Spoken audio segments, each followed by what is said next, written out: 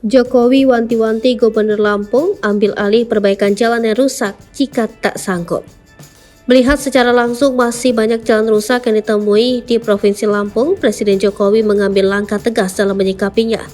Dalam hal ini, Presiden Jokowi meminta jalan rusak di Provinsi Lampung yang dikeluhkan masyarakat dapat segera diperbaiki.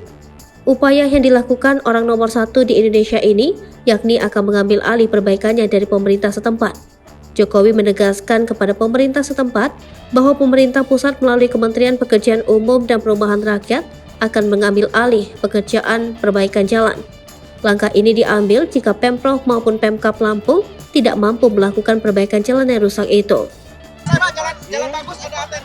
Secepat-cepatnya dimulai yang rusak, yang kira-kira provinsi tidak memiliki kemampuan, kemudian kabupaten tidak memiliki kemampuan, ya akan diambil alih oleh Kementerian PU. Utamanya yang jalannya rusak parah. Momen Presiden Jokowi dalam kunjungan kerjanya ke Provinsi Lampung terus menjadi sorotan. Kali ini salah satu agendanya yakni mengecek kondisi jalan rusak yang viral di media sosial.